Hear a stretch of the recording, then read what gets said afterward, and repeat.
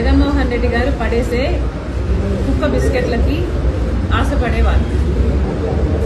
ముందు నా గురించి మాట్లాడక ముందు మీకెంత డబ్బులు అందుతున్నాయో ముందు అదొకసారి ఆలోచన చేయండి, ప్రజల ముందు పెట్టండి.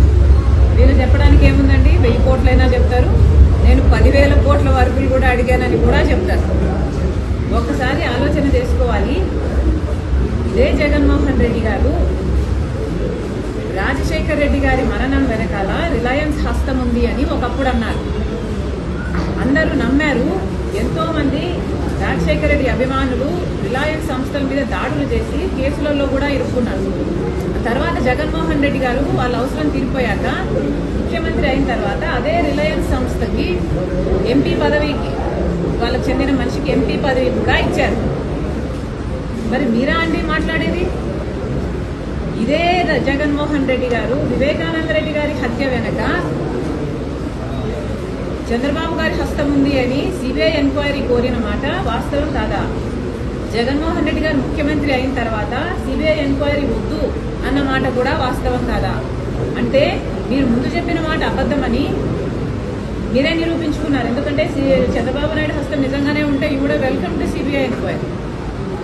ఇదే జగన్మోహన్ రెడ్డి గారు రాజశేఖర్ రెడ్డి గారి పేరుని ఛార్జ్ షీట్ లో కాంగ్రెస్ పార్టీ చేర్చింది అని పదే పదే చెప్పుకుంటూ వచ్చారు. ఈ రోజుకి కూడా చెప్తున్నారు. కానీ వాస్తవం ఏమిటంటే కనీసం సిబిఐ రాజశేఖర రెడ్డి గారి పేరు ఎఫ్ఐఆర్ లో కూడా చేర్చకపోతే జగన్మోహన్ రెడ్డి గారికి సంబంధించిన సుధాకర్ రెడ్డి, పొనగోలు సుధాకర్ రెడ్డి అనే మనిషి 3 కోట్ల చుట్టూ తిరిగి రాజశేఖర రెడ్డి గారి పేరు లేకపోతే ఈ కేసులో జగన్మోహన్ రెడ్డి గారు ఈ కేసులో నుంచి బయటపడటం అసాధ్యము అని రాజశేఖర రెడ్డి గారి పేరు ఉండేటట్టు ఆయన కోర్టులు చుట్టూ తిరిగి చేస్తే ఇదే పొనుగోలు సుధాకర్ రెడ్డి గారికి జగన్మోహన్ రెడ్డి గారు ముఖ్యమంత్రి అయిన 6 రోజుల్లోనే అడిషనల్ అడ్వకేట్ జనరల్ పదవినిచ్చాడు.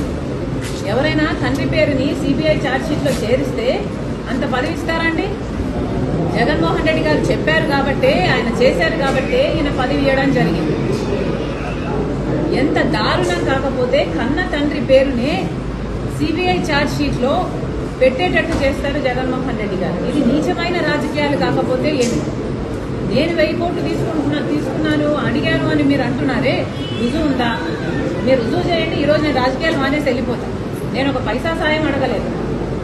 వీళ్ళు ఎప్పుడు ఏది ఎట్లా అవసరం ఉంటే ఆ మాట మాట్లాడటం వీళ్ళకు అలవాటు. వీళ్ళు ఊసరు. జగన్మోహన్ రెడ్డి గారు పడేసే కుక్క బిస్కెట్లకి ఆశపడేవారు. ముందు నా గురించి మాట్లాడక ముందు మీకెంత డబ్బులు అందుతున్నాయో ముందు అదొకసారి ఆలోచన చేయండి, ప్రజల ముందు పెట్టండి. వీళ్ళు చెప్పడానికి ఏముందండి, 1000 కోట్లైనా చెప్తారు, నేను 10,000 కోట్ల వరకు కూడా అడిగానని కూడా చెప్తారు. ఒక్కసారి ఆలోచన చేసుకోవాలి. ఇదే జగన్మోహన్ రెడ్డి గారు రాజశేఖర్ రెడ్డి గారి మరణం వెనకాల రిలయన్స్ హస్తం ఉంది అని ఒకప్పుడు అన్నారు. అందరూ నమ్మారు. ఎంతో మంది రాజశేఖర రెడ్డి అభిమానులు రిలయన్స్ సంస్థల మీద దాడులు చేసి కేసులలో కూడా ఇరుక్కున్నారు. తర్వాత జగన్మోహన్ రెడ్డి గారు వాళ్ళ అవసరం తీరిపోయాక ముఖ్యమంత్రి అయిన తర్వాత అదే రిలయన్స్ సంస్థకి ఎంపీ పదవికి, వాళ్ళకు చెందిన మనిషికి ఎంపీ పదవి కూడా ఇచ్చారు. మరి మీరా అండి మాట్లాడేది? ఇదే జగన్మోహన్ రెడ్డి గారు వివేకానంద రెడ్డి గారి హత్య వెనక చంద్రబాబు గారి హస్తం ఉంది అని సిబిఐ ఎంక్వైరీ కోరిన మాట వాస్తవం కాదా?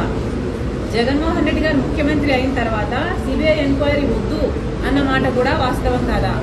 అంటే మీరు ముందు చెప్పిన మాట అబద్ధమని మీరే నిరూపించుకున్నారు. ఎందుకంటే చంద్రబాబు నాయుడు హస్తం నిజంగానే ఉంటే you would welcome to CBI enquiry. ఇదే జగన్మోహన్ రెడ్డి గారు రాజశేఖర్ రెడ్డి గారి పేరుని ఛార్జ్ షీట్ లో కాంగ్రెస్ పార్టీ చేర్చింది అని పదే పదే చెప్పుకుంటూ వచ్చారు. ఈ రోజుకి కూడా చెప్తున్నారు. కానీ వాస్తవం ఏమిటంటే కనీసం సిబిఐ రాజశేఖర రెడ్డి గారి పేరు ఎఫ్ఐఆర్ లో కూడా చేర్చకపోతే జగన్మోహన్ రెడ్డి గారికి సంబంధించిన సుధాకర్ రెడ్డి, పొనగోలు సుధాకర్ రెడ్డి అనే మనిషి 3 కోట్ల చుట్టూ తిరిగి రాజశేఖర రెడ్డి గారి పేరు లేకపోతే ఈ కేసులో జగన్మోహన్ రెడ్డి గారు ఈ కేసులో నుంచి బయటపడటం అసాధ్యము అని రాజశేఖర రెడ్డి గారి పేరు ఉండేటట్టు ఆయన కోర్టులు చుట్టూ తిరిగి చేస్తే ఇదే పొనుగోలు సుధాకర్ రెడ్డి గారికి జగన్మోహన్ రెడ్డి గారు ముఖ్యమంత్రి అయిన 6 రోజుల్లోనే అడిషనల్ అడ్వకేట్ జనరల్ పదవినిచ్చాడు. ఎవరైనా తండ్రి పేరుని సిబిఐ ఛార్జ్షీట్ లో చేరిస్తే అంత పదవి ఇస్తారండి?